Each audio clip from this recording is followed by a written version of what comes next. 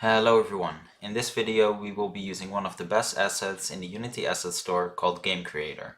The goal here is to combine different modules to create more interesting AI. At the end of this video your AI will be patrolling the area, attack our character based on sight, and when our AI takes damage from us, he will be looking for us, resulting in either finding us or regenerate his health and go back to patrolling. In order to achieve this, we will need Unity 2019.3.5 or higher, Game Creator itself, and we will need the behavior and stats module and either the shooter or melee module. What I will be showing here is one of the ways to do things. There are many others. The goal here is to create a base from which you can expand upon if needed. So let's dive in.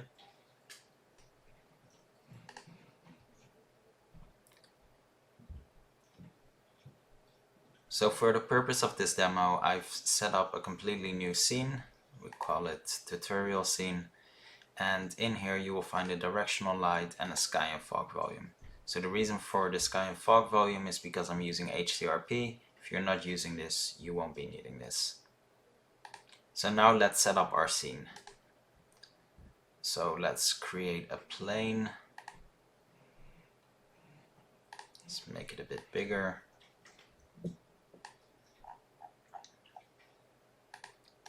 Let's already create our character.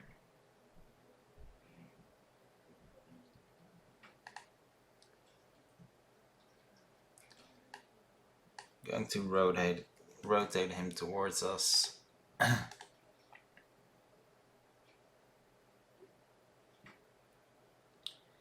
Now I'm going to drag this character in an empty.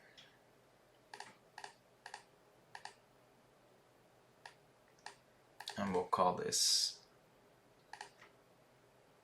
enemy AI. So the reason for this is because there are some things I want to move along with our character, simply because we'll be able to easily duplicate our character. So next up there are a couple of things I want to import from one of the examples just to set up our scene a lot easier. So we're going to go to plugin, game creator, shooter example, and example 6. So let's save. Let's copy over the player, the revolver, the bow, the camera as well. So these are all of the things you want to copy over simply because this will make things easier for testing. If you already have a character controller, you won't need to do any of this. So let's go back to our scene.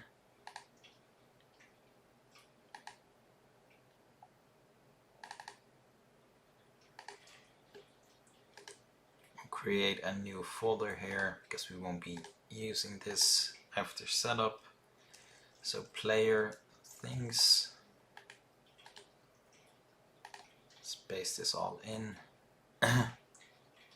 Perfect, so we have our character. Let's drag him to the back.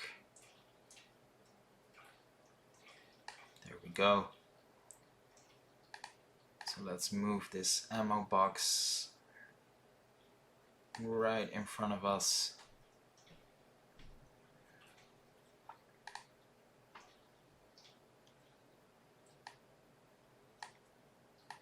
The bow and the revolver. So we will be using these things to test if our AI actually functions the way it should. So now let's take all of these things and drag them into player things, and we can close it off. So next up we will need to generate a NashMav. So let's go to Window, AI, Navigation, and select our object and bake a nav mesh. Perfect.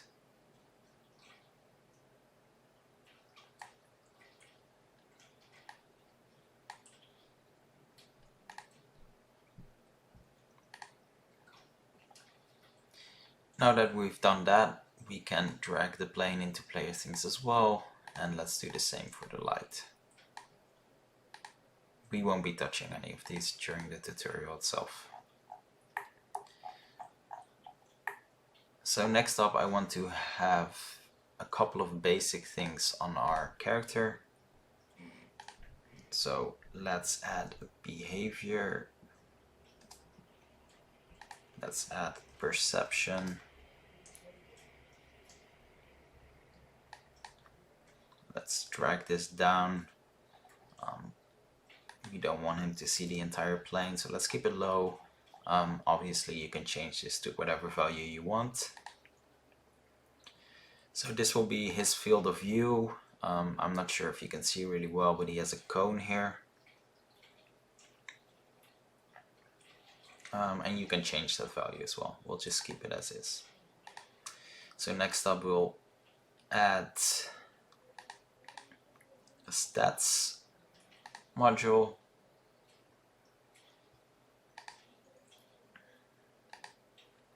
And a trigger. So we'll set up this later. Now,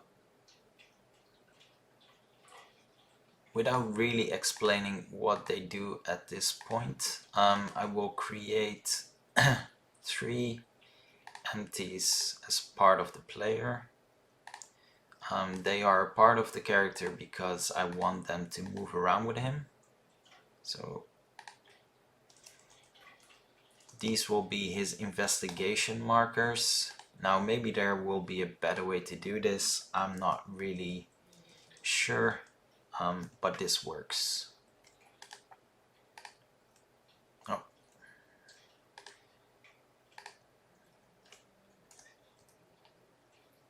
Now all of these will need a marker. And all of these markers are invisible in-game, so I'm not really going to bother with the color of these. But this will be the distance, the first one the character will walk to if he hears a shot without seeing the player. So let's add, well, let's just set 10 for now. You can change this to whatever value you want. I think this is walking far enough for demo purposes. Now this will be the marker he will look at after reaching this point.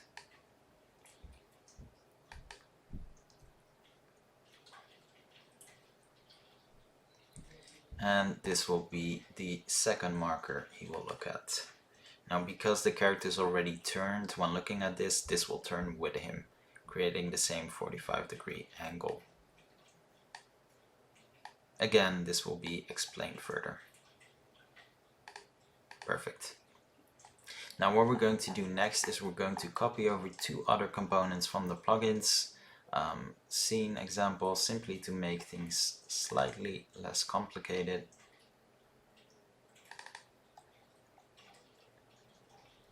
We'll go to the stats example and example 5. So let's say we're scene. And let's copy over enemy health UI. So this is simply a health bar. That's all it is really.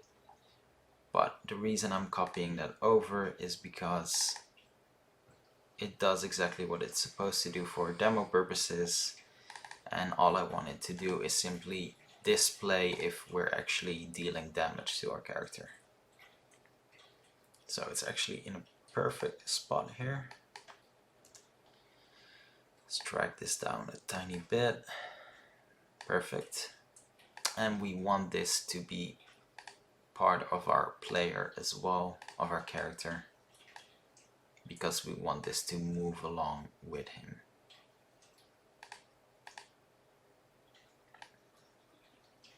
Perfect. Now the last thing we are going to copy over before we start actually creating our AI is a patrol area. So yes, you can set this up yourself, but it's actually quite easy to learn from an existing one. So let's go over to example 2 and we're going to copy this over. This is the ping I mentioned, by the way. It's because I'm using HDRP. So we've copied that over. Let's go to our scene.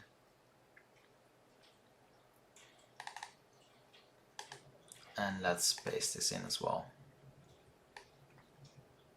So as you can see, this is an entire patrol area the enemy AI will walk on. So we will set this up, but these are all the markers he will go to. And we're going to drag that in the enemy AI folder, so not the character folder, because we don't want this to move with the character. But if we ever going to duplicate our enemy AI, we want him to have a patrol area already set up. Again, you don't have to do this, but I think it makes it a lot easier to duplicate AI around the game. So there we go. These are the basic things we've set up. So we have a couple of markers. These are all intended for his investigation, which we will set up later. We have his health bar, which we will set up later as well. Let's already tie it to our actual character. So we already gave him stats, so he has health, and that's what our health UI will actually take his health from. We have his patrol area. Again, we will set up how this works later. And we have all of the basic things we need for this to work. And again, if you already have your own character controller, you won't be needing this. Now let's set up the AI.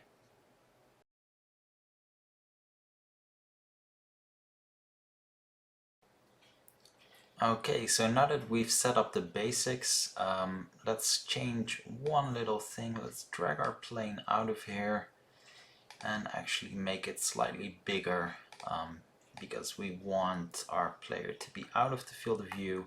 And as you can see, he's actually getting quite close there.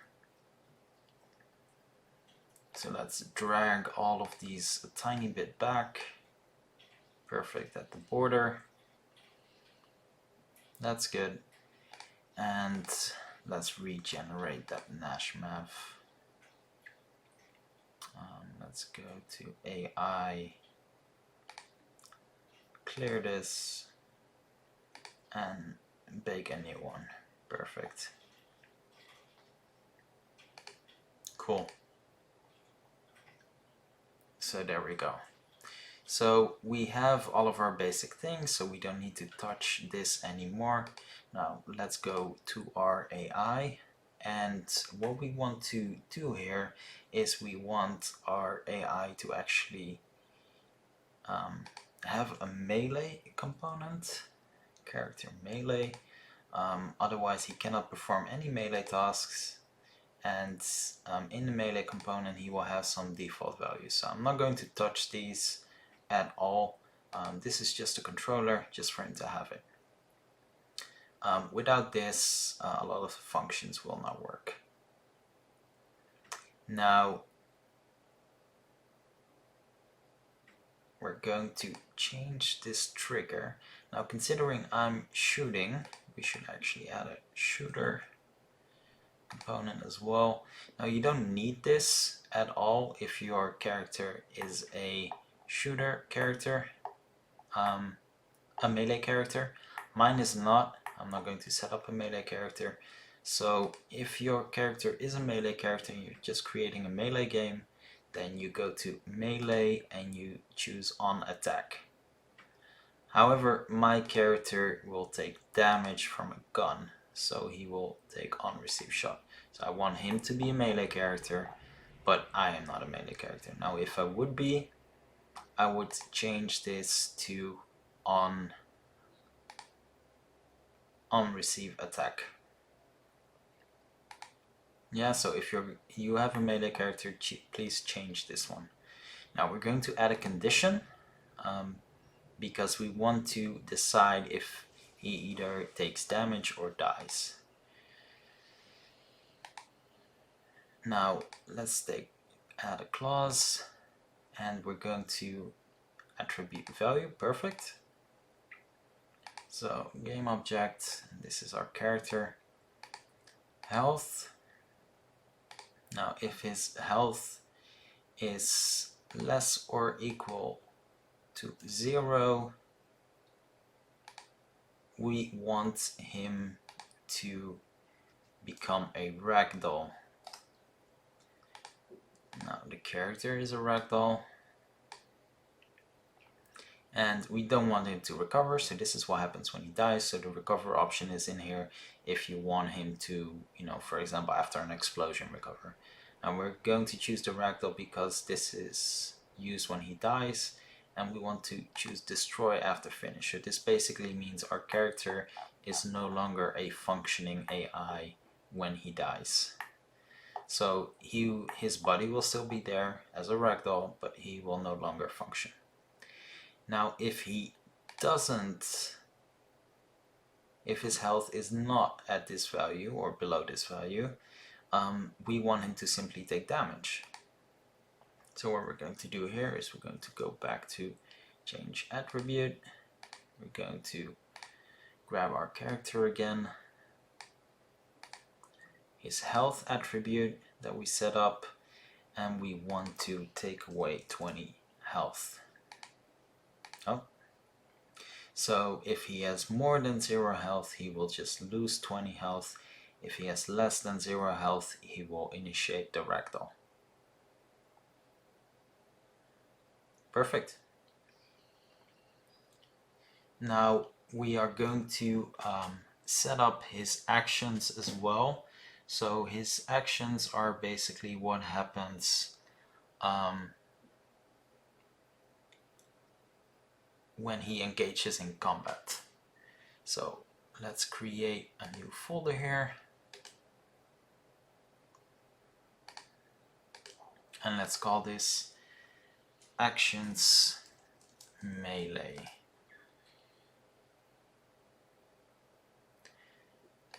And let's add some actions to here. So the first action will be a wait.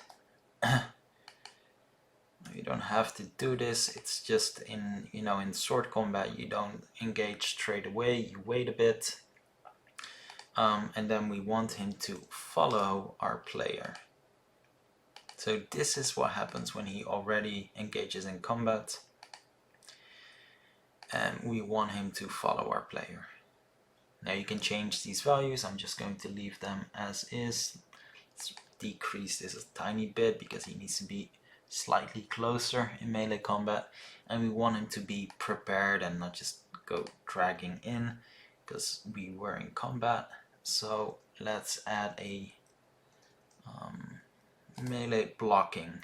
So our guy is going to start blocking because he's preparing, looking for the right moment, and after 1 second, and again you can change this to 0 or not have this at all, I want him to wait a second, and then he is going to engage in combat. So let's input melee attack. We want our invoker, so our character, to start meleeing, and then we're going to restart. And the reason I'm choosing restart straight away, not adding more functions, is because if you chain this and our character moves around, he will continue his melee attacks, which takes some time, and he will no longer be targeting our player. Now you can change this to him target our player again, but I'm going to keep it simple and just keep it at 1 attack, and then he will follow the player again and start this whole scene again. And that's it. That's it for our actions melee. So let's actually give him something to do. So we have our stats, we have these functions. Not entirely sure this needs to be there. I'm just going to keep it here. If I need to remove it later, I will. but he doesn't have a graph yet, so right now he's not doing anything. So let's give him something to do. So I created a folder with behaviors. So I'm going to create a new behavior here. Lab behavior, and let's call it melee AI. And let's open this up. So here we have our behavior tree. Now the purpose of this behavior tree is to basically set up every function related to his behavior. So you need a root, so this only needs once. This is a starting point. Then we get our composite. So the composite basically decides what will happen. So is it going to select between actions? Is it going to do them in a sequence, random, so for dynamic AI, or is it going to do all of these at the same time? So we're going to select because we want 3 different scenarios. We want a scenario where our guy sees our player. So this is with the field of view. So if he sees our player, he will engage in combat. So we'll set this up. This is when he does not see our player. Oh, already had it here. So he cannot see our player, and this will be for patrol. And actions, we wanted something to happen here. And the middle one will be what happens if he gets hit. So his behavior will be different because he will start looking for us. So he will not engage in combat straight away because, well, if you're at a distance, it's not realistic for him to suddenly know exactly where you are. So let's start off with this one. So we want him to be able to run. Let's go to character, change property. So we want our character, the invoker, to be able to run. Now let's duplicate this and let's paste this here, because when he patrols, so this will be the patrol tree, we don't want him to run, because who runs while they're patrolling? No one. Now let's copy this again and let's add this again for here for later. And this is the case where he gets shot and we want him to be able to run. So let's just finish off this one without further complicating things. So this is when he sees us, and I want him to wave at us. He will let us know he saw us, and he will now be engaging combat. So this is included in Game Creator plugins in the behavior one, so you will have this as well, so you can just replicate this. So he will wave, and well, that's it. I'm not changing anything here.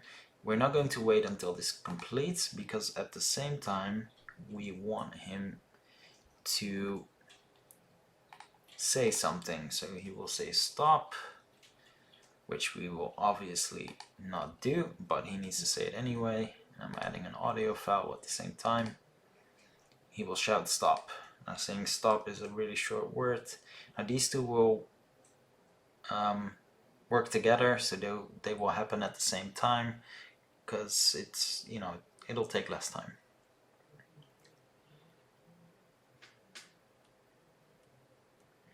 Now next up, we want our guy to basically be prepared for combat. So what we're going to do is we're going to go to the melee, and where he will draw his weapon. Now this will be the invoker. You can actually set it so the player will do it at the same time in case of combat, but we're not doing that. And he will have his sword.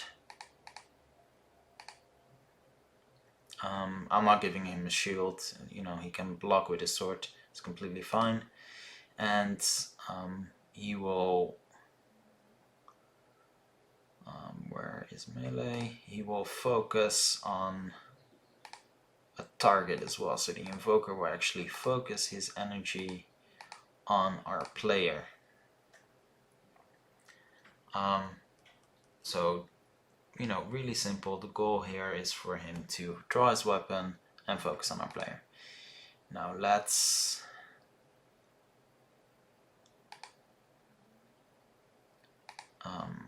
execute our actions here. So here we will actually have him execute all of the actions we set up. So in here we have actions melee, so now we are going to trigger them.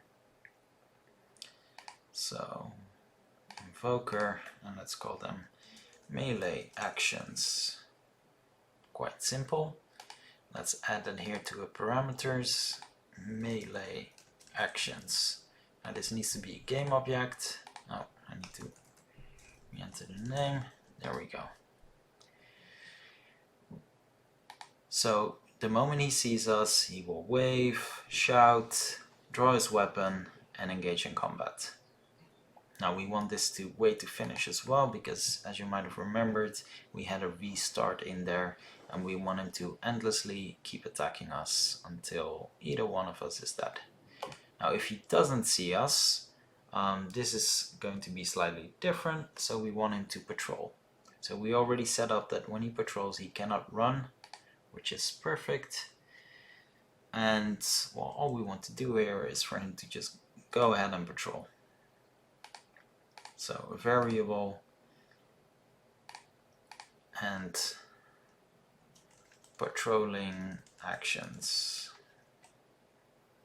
And well, we did not actually set up that this endlessly repeats, so let's do that here. So wait, he will catch his breath because, you know, walking a lot is tiring, and then he will restart these actions.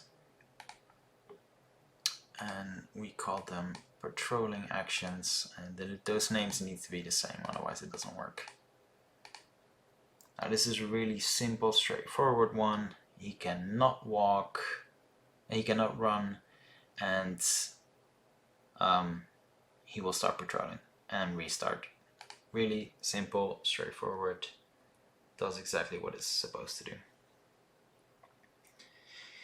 Now this is the more interesting one. This is what will happen once he actually gets shot. So what is he going to do when he gets shot or take damage, depending on what you choose? So we attribute, there we go. So if his health is now is less than 100%, so let's choose 0.99%, he will engage in a search action. Now he's able to run, but because it's, you know, when you get hit, you have to realize that, you know, take that in for a moment. So let's have him take that in for a bit before he actually goes into running. And then we want him to rotate towards our player. Invoker. He will rotate towards our player because he knows exactly where he got hit from. He's not a complete idiot. Now he might not know where our player is, but he knows the direction the shot or the arrow, whatever, actually came from. Now he will react to this because, well, you don't get hit every day. So he will shout what, might not be the best reaction, but I have an audio file that matches what, so that's why I'm using that. I'm saying what doesn't take that long. Now he's not going to wave because, well, it's not really a reaction you would have. You can set a gesture to him having pain if you want, but all of that takes quite a bit of time. So now we're going to move him to the position we set up.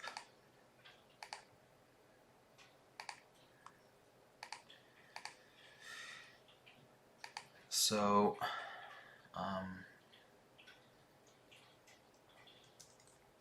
the shot direction. So this is the direction he got shot from.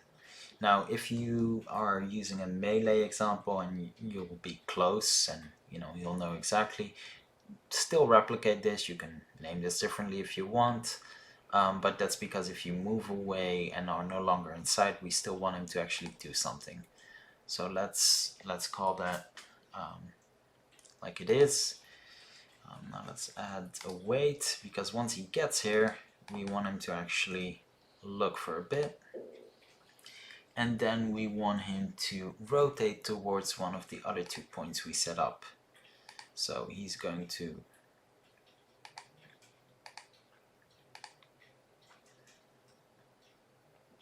rotate towards the first marker we set up.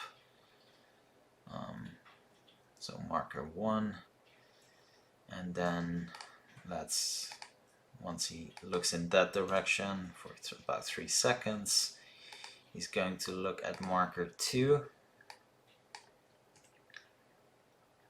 for another 3 seconds, and then he's going to look back at marker 1.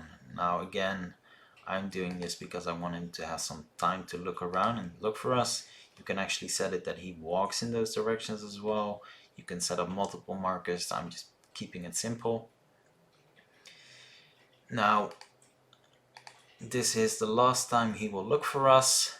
Once he realizes he does not see us, he will actually go back and regenerate his health.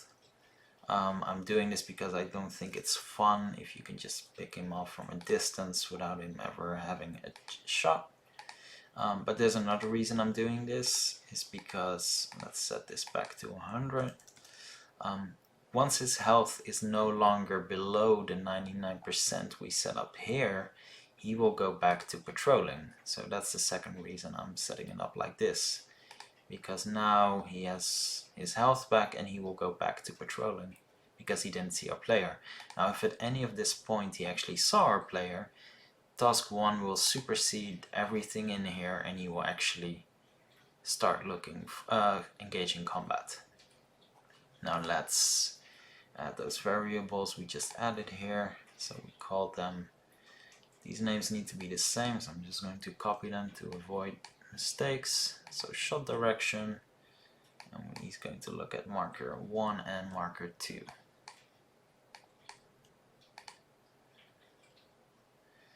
And marker 2, there we go. Perfect. Now let's save this. Okay, go back to our scene. We'll select our character. Now we will drag in the behavior we set up, so melee AI, and we will have all of these variables. There are 2 variables with the same name. Oh well, apologies for that. Marker 2. Let's save that again. I don't know if you need to save it, I just do it. So actions melee, actions patrol. The shot direction is this one we set up, so the shot marker, oops. Marker 1 and marker 2. Cool. So now he has his behavior, so he will perform these actions if he sees us. He will patrol if he doesn't see us, but if he gets shot, he will actually go in this direction and look for us. Now this marker, this is the one we set up, the shot marker, is a child of the character. So the moment he turns towards our character, because that's the direction the shot came from, this will rotate with him and that's the direction he will go. Now this gives us time to move away because it's not realistic for him to know where we are at the point unless we get into his field of view, then he sees us and will engage in combat. Now let's hope I didn't miss anything. I most likely did, but let's give this a go. I'm going to go back to scene view because I want to make sure he actually patrols. Now as you can see, these 2 markers, they move along and he is patrolling. Beautiful. Now I didn't set up these markers, so if you set them up yourself, the patrol markers, it might look different, but that's fine. Now let's see if he actually engages in combat. So we're going to take our, let's take our arrow, bow and arrow. Let's grab some ammo, and let's see if I actually manage to hit him. Don't know why, but I feel like I'll miss. What? I hit him. As you can see, he took some damage. He's looking around, but we're not in his field of view, so he can't actually see us. So he will look. You see he took some damage. He will look again, but no, we're not there. And he will go back to patrolling. His health regenerated as well. Now, if we're going to hit him again, come on. What? But now he walks in our direction Stop! and actually sees us. And he will engage in combat. Now, because my character doesn't actually have a melee component, he cannot take damage from him, but you know, if you set up a melee character, you can. And that's it. He will engage in combat until, well... But because he can't hit us, he'll be easy to kill. You know, it's kind of cheating, but... Okay, dude, follow. Now again, you can fine-tune these melee actions a bit, which I didn't do. You know, make them more complex, more dynamic. But the goal here is just to see if he does it and actually dies. Why he doesn't actually die, does he?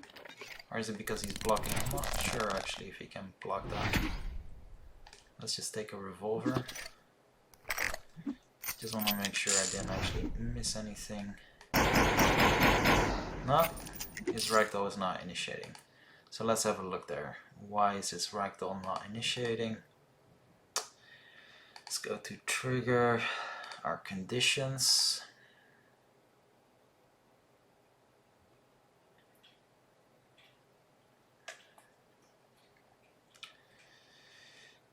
So our game object,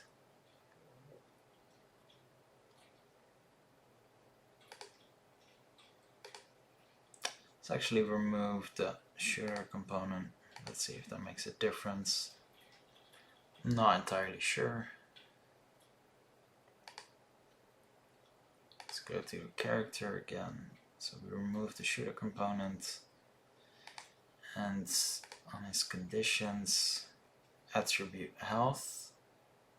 So game object is our character.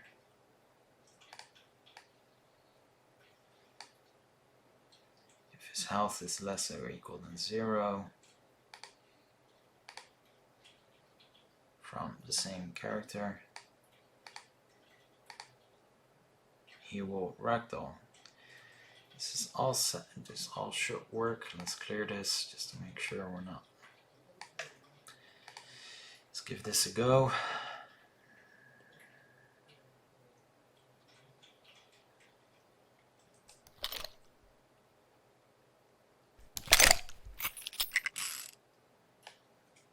Hey, dude.